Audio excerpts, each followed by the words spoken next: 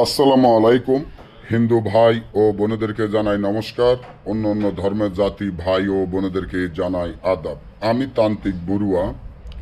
দুইজনের মধ্যে বিচ্ছেদ করার নকশা মা কালীর চালান মাধ্যমে দুইজনের মধ্যে বিচ্ছেদ করার নকশা, যে নকশাটি আপনারা আমার স্ক্রিনে দেখতে পাচ্ছেন।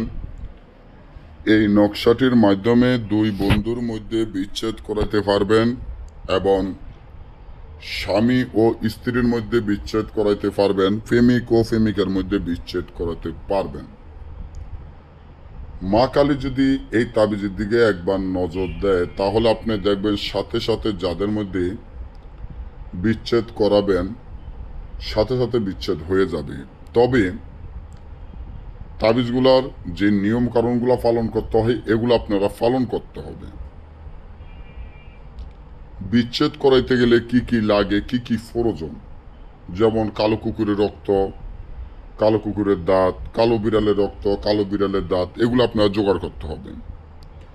যদি ছেলের মধ্যে বিচ্ছেদ করাইতে চান, ছেলের নাম দুজনের পিতা নাম লাগবে। ছেলে মেয়ের মধ্যে যদি বিচ্ছেদ করাইতে চান বা স্বামী স্ত্রীর মধ্যে বিচ্ছেদ করাইতে চান, স্ত্রীর নাম স্ত্রীর মায়ের নাম, স্বামীর নাম স্বামীর পিতার নাম জোগাড় করতে হবে।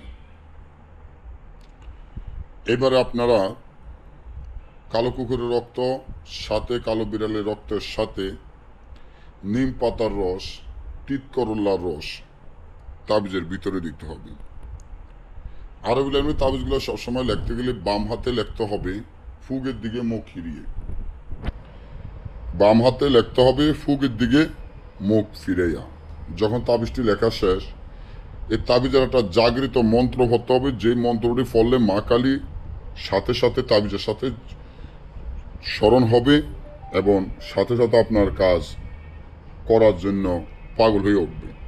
তার জন্য জাগৃত মন্ত্রটি পড়তে হবে। জাগৃত মন্ত্রটি যদি আপনাদের কাছে না থাকে আমার কাছ থেকে ফোন করে নিয়ে নেবেন। ওটা আসনের একটা খরচ, এটা লাগবে, আপনার নাম আর পিতার নাম লাগবে। তো যখন বিচ্ছেদ করাবেন, যখন তাবিজটা লেখা শেষ, কালো কুকুরের দাঁত কালো বিড়ালের দাঁত তাবিজের ভিতরে দিয়ে তাবিজটা একটা মাদুলের মধ্যে ঢুকাইয়া জোর কবরের মাঝখানে গেড়ে দিবেন। জোর কবরের মাঝখানে যখন গেড়ে দিবেন সাথে সাথে ওই দুজনের মধ্যে বিচ্ছেদ হয়ে যাবে।